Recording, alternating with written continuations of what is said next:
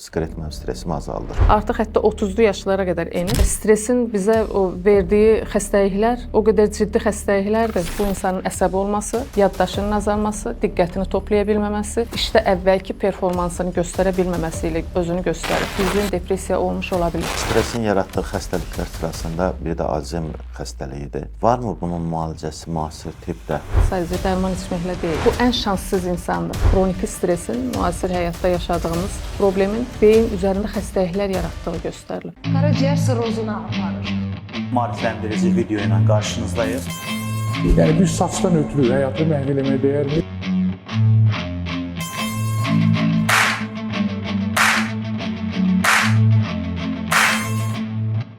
Salam dostlar, hər vaxtınız xeyir olsun. Demə YouTube kanalında Sağlam Həyat layihəsi davam edir. Bugün biz stressdən danışacağıq. Hər bir adam yəqin ki, bundan əziyyət çəkir. Xüsusən də böyük şəhərlərdə yaşayan insanlar stressin nə olduğunu bilirlər. Tıxaclar falan, nə bilim, həyat tərzi. Ona görə də bu haqda danışacağıq. Qonağımız isə uzman nevroloq Nailə Ələkbərovadır. Nailə xanım, xoş gördük sizi. Xoş gördük sizi, salamlayıram hər birinizi. Çox aktual bir mövzudur. Stres əslində ilk başda kiçik bir kəlmə kimi. Hamı deyir, mənim stresim var, bugün stresliyəm. Amma bunun həqiqətən fərqində deyil ki, bu stresin altında olmaq nə deməkdir? Bəzi adamda ümumiyyətlə stresin nə olduğunu bilmir, amma elə bilir ki, stressdədir. Bəli. Yəni, ümumiyyətlə, gəlin elə oradan başlayaq ki, stres nədir? Stres, ümumiyyətlə, stressor dediyimiz bizə stres verən müəyyən şeylər var. Bunlar insandan insana dəyişə bilir. Mənə əsəb verən, stres verən şey sizə eyni təsiri göstərməyə bilər. Amma ümumiyyətlə hamımıza ortaq müəyyən stres verən faktorlar var. Bunlar müasir həyat tərzi yaşayan hər insanda demək olar ki, eynidir. Hər birimiz burada Bakı şəhərində yaşayırıq və hər birimiz iş insanı olaraq səhər evdən çıxırıq, gəlirik işə. İşə gələnə qədər artıq yolda bir tıxacın olması, hansısa bir sürücünün etdiyi müəyyən bir manevra bizə həqiqətən də təsir edə bilər. Və yaxud işə gəlirik, işdə müəyyən problemlər olur, işçilərlə, iş gördüyümüz qarşı tərəf müqabilləri ilə və s. və bütün bunlar təsəvvür edin mütəmadi olaraq təkrarlanır. İnsan bir də işindən çıxır, evinə gəlir. Evində əgər stres varsa, yəni həyat yoldaşı, övladları və yaxud bərabər yaşadığı başqa insanlar, artıq düşünün, bu ən şanssız insandır. Çünki işdə hər birimizdə stres var. Evdən bayırdakı həyatımızda. Bir də evdə əgər biz rahat edə bilmiriksə, evdə əgər oturub rahat çayımızı içə bilmirik, yemək yeyə bilmirik, söhbət edəcəyimiz bir insan yoxdur. Bu artıq o insanın zaman içində xəstələnməsi üçün bir zəmanətdir. Bəli, yəni evdə də insan artıq stresə məruz qalırsa, yəni insanın demək olar ki, bütün günü qanında onun beyninə zərər verə biləcək stres hormonlarının yüksək olması deməkdir. Bu isə insanın artıq nevroloji xəstəliklər var, onlardan qaça bilməməsi mənasına gəlir. Ona görə mən hər zaman deyirəm, xəstələrlə söhbət etdiyim zaman təbii ki, müayinəmizi edirik, diaqnoz qoyub müalicəyə başlayırıq, amma bu söhbət mən mütləq xəstələrimlə edirəm. İş həyatı necədir? Öz evdə şəxsi həyatı necədir? Bu insanın rahat edə biləcəyi bir yer varmı? Çünki nevroloji xəstə mütləq stres faktorları həyatında olsa da evində rahat ola bilməlidir o insan. Onu başa düşən insanların çevrəsində olmalıdır. Onu rahatlada biləcək yanında insanlar olmalıdır. İnsan yoxdur, ən azından bir ev heyvanı olmalıdır. Yəni bu insan xaricdən artıq evə, daxili dünyasına, evinə gəldikdə rahatlaya bilməlidir. Və stresin bizə o verdiyi xəstəliklər o qədər ciddi xəstəliklərdir. Onları əminəm ki, bir çox insan indi o barədə danışarıq biz. Bilsələr, bunun nə qədər stresin, yəni kiçik görünən o kəlmənin əslində nə qədər böyük fəsada səbəb ola biləcəyini dərk edər. Belə deyək də Nailə xanım, bunun kimyası haqqında biraz danışmaq istəyirəm. Düzdür, məsələn, vicdan deyirlər. Vicdan əslində bədəndə xüsusi bir orqanda ifraz olunan bir şey deyil də, yəni bu məhvumdur. Və yaxud da başqa şeylər, hisslər falan. Stresin bədənimizdə hardasa bir istehsalı mı var? Məsələn, kortizol hormonudur mu bu stres? Yəni, bu necə baş verir? Necə olanda o kortizol hormonu, belə deyək də, artmağa başlayır? Ümumiyyətlə biz hər hansı bir stres faktoruna məruz qaldıqda, Bahadur bəy, bizim beynimizdə bəli, müəyyən biokimyəvi dəyişikliklər gedir. Stres hormonunun təsirindən əsasən beynin 3 bölgəsində zərər görməyə başlayırıq biz. Bunlar əsasən bizim ən həssas bölgə olan yaddaş bölgəsidir, hipokampal bölgə. Sonra bizim hisslərimizlə əsasən də qorxu, həyəcan hissi ilə əlaqədar olan amigdala bölgəsi və bizim beynin ön payı ilə alın payında yerləşən prefrontal korteks dediyimiz bölgə ilə əlaqədar. Bu bölgələrdə nə baş verir? Zaman içərisində bu xroniki stresin təsirindən həcmin kiçilməsi. Yəni insanlar eşitmisiniz, bəli, beynin quruması baş verir bu hissələrdə və ona görə uzun müddətli stres, uzun müddətli dediyimiz nə qədərdir? Təxminən uzun müddətli stres keçirən insanlarda depressiya xəstəliyi yaranır və uzun müddətli insan stres məruziyyəti altındadır və artıq 3 il, 4 ildir bu depressiya keçirirsə, bu zaman artıq beyində qeyd etdiyim bölgələrdə həcmin kiçilməsi, quruması baş verir. Beynin quruması da bu bölgələrdə özünü ilk başda nə ilə göstərəcək? Bu insanın əsəbi olması, yaddaşının azalması, diqqətini toplaya bilməməsi, işdə əvvəlki performansını göstərə bilməməsi ilə özünü göstərir. Yəni çoxları deyəcək ki, məndə depressiya yoxdur, stres var. Bu depressiya hər kəsdə özünü eyni şəkildə göstərməyə bilir. Gizli depressiya dediyimiz əslində depressiyanın olduğu həkim tərəfindən ortaya çıxarıldığı növü var. Yəni o klassik olaraq çox insanlar görə bilərsiniz, danışır, gülür, özünü şən, əhval-ruhiyyədə göstərə bilir, amma onda gizlin depressiya olmuş ola bilir və bu gizlin depressiyada beyində artıq öz işini görür. Necə müəyyən edirsiniz? Bir insan yanınıza gəlir, bildim o sualları verdiniz, ailə, ev, iş. Bəs bunun müayinə olaraq hansı müayinələrdən keçməlidir ki, bunun stresli olub-olmadığını biləsiniz? Stresin olduğu sadəcə suallarla müəyyənləşdirilir və bunu biz nevroloji xəstəliklərin diaqnostikasında əlbəttə istifadə etdiyimiz obyektiv müayinə üsulları var. Nevroloji xəstəliklərin diaqnozu sual-cavabla qoyulmur. Bu düzdür, bəzi xəstəliklər üçün ön diaqnoz qoymağımıza səbəb ola bilir. Amma dəqiq diaqnoz qoymaq üçün obyektiv müayinə dediyimiz görüntüləmə üsulları var, laborator analizlər var. Bunlara ehtiyac duyuruq. Amma stresli olub-olmaması əlbəttə bunun üçün bu qeyd etdiyim obyektiv müayinə üsullarının heç birinə ehtiyac yoxdur. Sadəcə xəstənin söhbət əsnasında görünüşü, suallara cavab verməsi və ona verdiyimiz o suallara əsasən həyat tərzini müəyyən etməyimiz kifayətdir ki, biz başa düşək bu insan stresli bir həyat tərzi var, yoxsa yox. Bunu bilmək nəyə görə bizə lazımdır? Müalicə ilə bağlı proqnoz verməyimiz. Eyni zamanda xəstə yaxınlarına nələri tapşırmamız lazımdır, nələri dəyişik etmək lazımdır, bunları bildirmək üçün. Nailə xanım, təkcə bu həyat şəraitini yaxşılaşdırmaqla, mühiti yaxşılaşdırmaqla stresi aradan qaldırmaq olar, yoxsa məsələn mən bildiyimə görə stres hormonu çox ifraz olunanda bədəndə maqnezium əksikliyi də yaranır. Yoxsa bu qida əlavələri, dərman vasitələri ilə paralel getməlidir bu müalicə? Sadəcə stresi həll edirəm, mənim nevroloji problemim düzələcək, belə deyil. Bu, bilirsiniz, hər tərəfli yanaşma lazımdır. Həkim tərəfindən müalicə təyin olunur, xəstə dərmanlarını qəbul edir, ya xəstəxanada, ya ev şəraitində. Amma bunun yanında, bəli, xəstənin yaxınlarına və özünə əgər dərk edə biləcək səviyyədədirsə, izah edirik ki, stres faktorlarını azaltmaq mütləq lazımdır.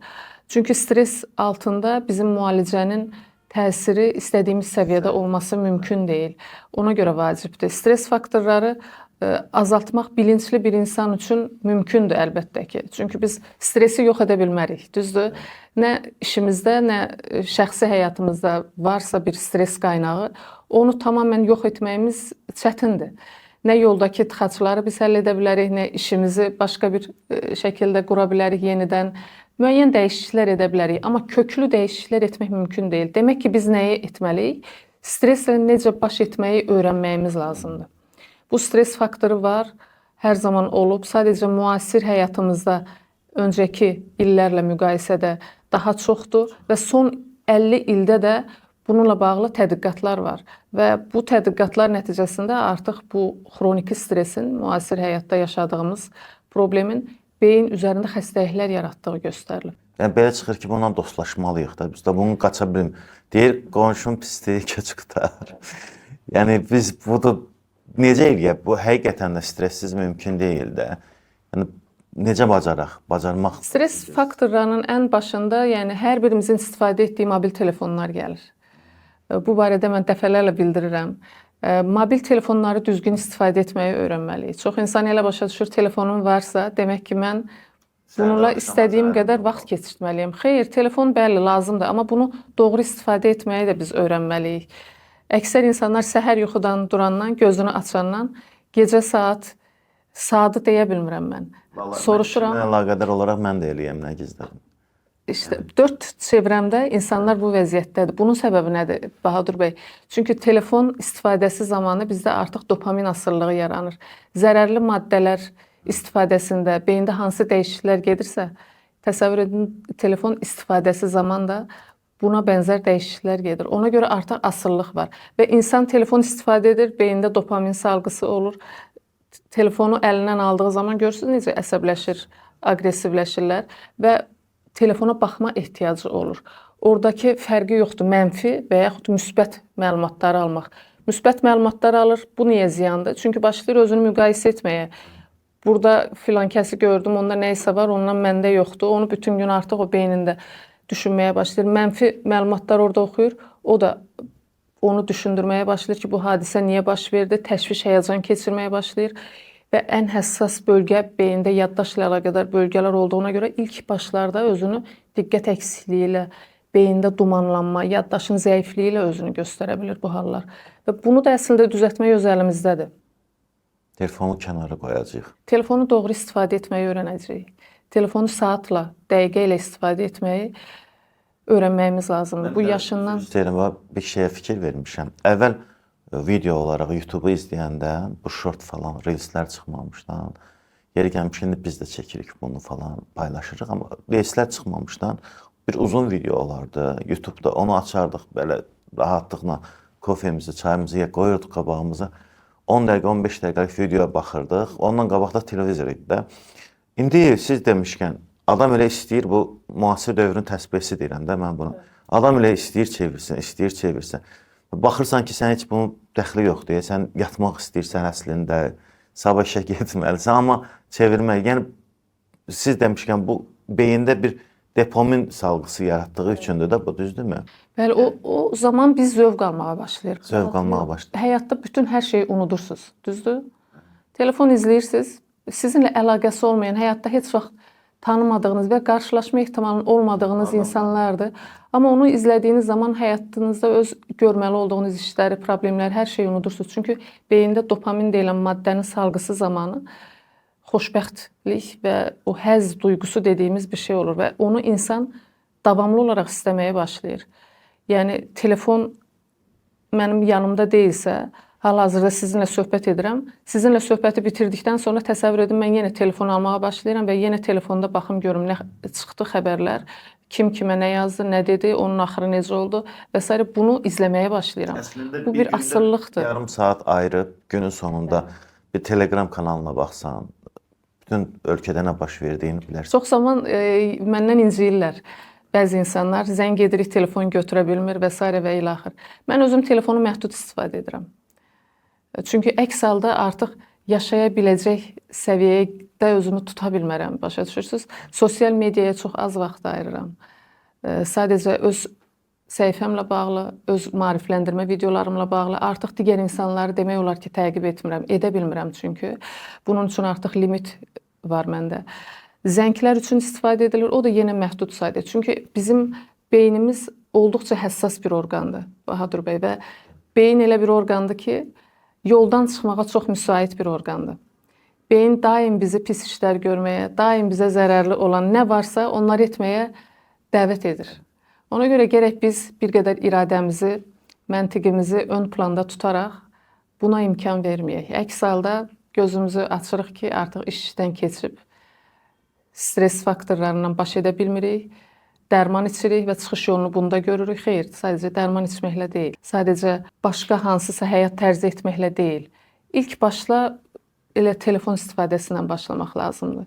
Sosial medianın da... Ən təhlükəli olaraq telefonu görürsünüz. Bəli, hal-hazırki dövrdə ən təhlükəli telefonu. Çünki ona bağlı olan artıq bizim digər problemlərimiz yaranmağa başlayır. Stresin başında məhz hazırki dönəmdə bütün insanlar üçün, bütün yaş dövrləri üçün keçərlidir. Telefon gəlir. Mənim yanıma gələn 70 yaşında, 80 yaşında insanlar var. saat 3-4 TikTokda video izləyirlər. Və mən onun müalicəsi ilə məşğulam. Əgər mən onun yaxınlarına, özünə izah etməsəm ki, bu vərdişi artıq bizim dayandırmamız lazımdır, o zaman etdiyim müalicənin hansı faydası ola bilər? Siz müəyyən şeyləri dediniz, amma məsələn ən çox tövsiyə olunanlar arasında meditasiyadır, yoga falan kimi, piyada gəzintilər dəniz kənarında falan. Bunlar necə təsir edir stress? Əlbəttə, onları da etməyimiz lazımdır, amma bütün bunlar nədən qaynaqlanır Bahadur bəy? Vaxtı düzgün bölə bilməyimizdən. Bizdə insanların əsas problemi vaxtı düzgün bölə bilməmədir. İşimizə hansı vaxtı ayıracağıq? Səhər idmana hansı vaxtı ayırmamız lazımdır? Telefon istifadəsi üçün hansı vaxtı ayırmamız lazımdır və bunlardan, bu plandan kənara çıxmamaq önəmlidir. Digər çox öhdəliklər özlərinə götürən insanlar var, yox deməyi öyrənə bilməyən insanlar var. Hansı ki, düşünürlər ki, haqqında müəyyən mənfi fikirlər formalaşa bilər. Bütün bunların hamısını kompleks şəkildə yanaşaraq etmək lazımdır. Yəni biz bugünkü gündə hər bir şeyi ölçülü istifadə etsək, bunun içərisində əlbəttə daxildir qeyd etdiyiniz kimi təmiz havada yürüyüş, meditasiya və s. bunlara vaxt ayıra bilərik. Amma vaxtı düzgün bölməsək, bunun heç birinə biz vaxt ayıra bilmərik. Yəni, bir də stressin yaratdığı xəstəliklər sırasında bir də Alzheimer xəstəliyidir. Varmı bunun müalicəsi müasir tibbdə? Alzheimer xəstəliyi müalicəsiz kimi əksər insanlar tərəfindən bilinir. Bilirsiniz, bu xəstəliyin mərhələləri var. Son 5 ildə Alzheimer xəstəliyi ilə bağlı maarifləndirməni çox daha artırmışıq. Çünki daha öncələr bu xəstələrin bir psixiatrik xəstəlik olduğunu hesab edirdilər. Yəni ağlını itiribdir, yaşlanıbdır və yaxud depressiyadadır və yaxud müalicə edilə bilməyən bir ağıl zəifliyidir, yaddaş zəifliyidir və s. Alzheimer xəstəliyi ilə bağlı son illərdə çox ümid verən yaxşı xəbərlər alırıq artıq. Bununla əlaqədar konfranslarda son tədqiqatların nəticəsi olaraq həm yeni dərmanların çıxması, eyni zamanda xəstələrin bilirsiniz, əksəriyyəti bizə nə zaman müraciət edir? İş işdən keçəndən sonra. Yəni, ya orta mərhələdə, ya son mərhələdədir. Xəstənin yaxınları gətirib və yaxud gətirə bilmir. Xəstə xəstəxanaya yerləşdirilir, yerində dəyərləndiririk biz o xəstəni. Bu hallarda, bəli, Alzheimer xəstəliyinin müalicəsi üçün verdiyimiz dərmanlar sadəcə xəstəyə baxan insanın iş yükünü azaltmaq üçündür. Yəni, o xəstənin yaxşılaşması üçün deyil, geriyə dönüş mümkün deyil. Çünki beyində quruma ilə gedən bir xəstəlik olduğuna görə artıq o beyin hüceyrələrinin geri gətirilməsi mümkün deyil o mərhələlərdə. Amma məqsəd və hədəfimiz nədən ibarətdir? Son illərdə edilən müsbət yöndə tədqiqatlar da onu göstərir ki, xəstələri biz ilkin mərhələdə diaqnozunu qoymağı bacarmalıyıq. Yəni, bir insan özündə, yaddaşında, diqqətində artıq problem hiss edirsə, görür, iş performansı zəifləyib, unutqanlıqları gedərək davam edir və yaxud artırsa, artıq özü həkimə müraciət etməlidir. Yəni, preklinik dönəm olsun, ilkin dönəm olsun, bu zaman insan özü həkimə gedə bilir. Amma ondan sonraki mərhələlərdə artıq onu kimsə başqa bir yaxını tərəfindən həkimə gətirilmiş olur. İlkin mərhələdə gələn Alzheimer xəstələrində diaqnostik müayinə üsulları var. Onlar sadəcə sual-cavabla deyil, sadəcə bəzən saat şəkli çəkdirmək və s. o keçmiş müəyyən üsullar var idi. Bunlarla deyil, artıq tam obyektiv üsullarla diaqnozu qoymaq mümkündür və bundan sonra artıq xəstədə qoruyucu müalicələr başlayır. Qoruyucu müalicələr beynin qalan hüceyrələrini qoruya bilmək üçündür. Daha da pisləşməsin. İllərlə biz o xəstəni həmin mərhələdə saxlamağımız mümkündür. Bu da böyük bir uğurdur. Təsəvvür edin, həyatın ən məhsuldar çağında, təxminən 40-lı, 50-li yaşlarda bu dəyişikliklər başlaya bilir. İnsan özündə hiss edə bilir. Artıq hətta 30-lu yaşlara qədər enib. Bu mərhələdə siz Alzheimer riskiniz varmı, yoxmu müraciət edirsiniz. O müayinələrdən sizi keçiririk və sizə artıq qoruyucu müalicə başlayırıq. Bu nəinki sizin özünüzün, eyni zamanda yaxınlarınız üçün gələcəyin doğru planlaşdırılması, həyatı yenidən qazanmaq deməkdir. Bu olduqca vacib bir şeydir. Ona görə Alzheimer xəstəliyi ilə bağlı düşünülməsin ki, müalicəsi yoxdur. Vaxtında həkimə müraciət etdikdə, ona doğru müalicə başlandıqda və dəstəkləndikdə, eyni zamanda əlbəttə ki, artıq əvvəlki illər kimi çarəsiz deyilik, insanların həyatını bu şəkildə qorumaq mümkündür. Nailə xanım, bir son sualım olacaq sizə. Bax, xüsusən kişilərin bu bəhanəsidir deyə ya nədirsə. Stresdiyəm deyə siqaret çəkirlər ki, siqaret mənim stresimi azaldır. Və yaxud da axşam işdən sonra içki məclisləri falan bəsməkən. Bu ziyanlı vərdişlər dediklərimiz, sağlamlığa ziyan olan bu spirtli içki, siqaret stresi azalda bilirmi?